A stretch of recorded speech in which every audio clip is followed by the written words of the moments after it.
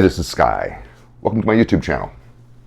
Saturday, I'm in the office taking care of business, paying bills as usual, mind, body, and soul. This is how we get through. Hope you guys are staying on your programs. Hope you guys are grinding forward. Maybe you have a good weekend. Go do something fun. I'll be coaching for most of the afternoon. I was on the golf course this morning. Posted a video.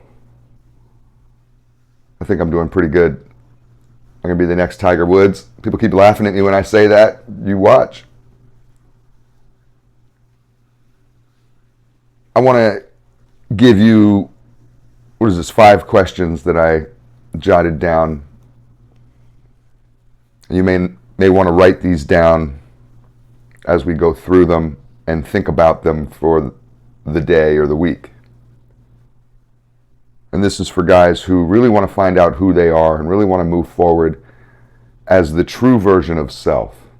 Not the manipulated, programmed version of self that society or your parents or whoever laid on you. This is the real you. So, ask yourself these questions. This is in no real particular order of importance, but let's start with this one. What did I never get as a child that I still crave? What did I never get as a child that I still crave? And you may really have to think about this because at first it may be silly or shallow. And you may think, well, I never got that pony that I always wanted, or, I never got the Star Wars set of Legos that I asked for, or whatever, But when you really start thinking about it, you may realize that, geez, what I really wanted as a child that I still crave is stability, is love, validation. I don't know, it may be something like that for you. I know it is. There's some of those things in there for me. I guess we got some landscapers across the street that decide to start up just as soon as they're doing the video. We'll power through it. Hopefully you can't hear them too much. So that's the first one. The second question is, what scares me more? Losing control or being fully calm? That's kind of a weird question, isn't it? Because you would think it would obviously be losing control. I think that's what I would think. That's been a big fear of mine. Losing control and ending up in prison for the rest of my life. It's like my number one fear. I'm not afraid of being killed. I'm afraid of me killing everyone.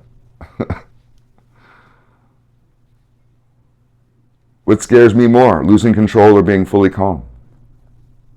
Have you ever been fully calm? Do you even really know what that is? Some people are afraid of peace and they create drama. My brother's kind of this way.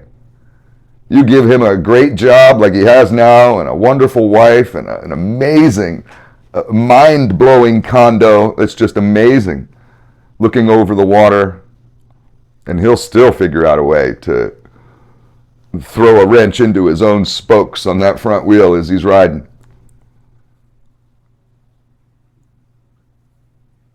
So here's the third question to think about. Who am I when there's no one left to fight? That's an interesting question also. Because you might have thought it was going to say, who am I when there's no one else around? Right? But who are you when there's no one left to fight? This is for the fighters out there. Some of you get it, some of you don't. Some of you are lost right now on this question, but some of you fully get it, and you're like, whoa. That's kind of how I was when I heard this question. It was like, wow. Because I've spent a long time when I was younger fighting the world in fight mode. Triggered, like Rambo, going through the jungle. There's such a funny episode of that Robot Chicken. Remember that show that came on? It was like a claymation show. And it was of Mike Tyson. It was a skit of Mike Tyson running through a shopping mall, and he somehow got triggered because he has PTSD, and Mike Tyson is kind of a nut. And he's just running through the shopping mall, punching people. And that's it. That's the skit. But every time he punches somebody, he warns them and says, I'm triggered, bam, and then he punches another person, and it's so funny. Who are you when there's no one else left to punch? When you've punched them all, you're all punched out, who are you then? When there's no more battles. Here's a fourth question. How do I treat people when I feel vulnerable? Vulnerability can make people mean. Go try to approach a stray dog that's wounded or a stray cat. Very often they'll lash out at you. You might get lucky and that dog will be real nice, just want help, but when you feel vulnerable, when some of the layers are peeled off and you're exposed,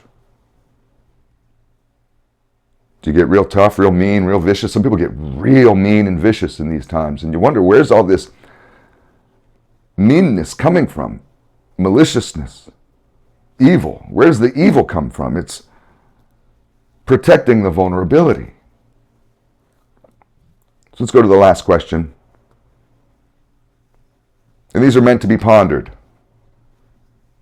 So you think about this all weekend. What kind of man do I want to be? And you may have to write this out, do a list, brainstorm, sit and think about it for real. What kind of man do I want to be? And some of you have already said, well, I'm a man, and maybe you're 45, maybe you're 55, I'm 54 years old, I feel like a man. But this is kind of implying that maybe you're not everything that you could be. Maybe you're not the man that you could be. You're not fully the ideal version of yourself. What kind of man do you want to be?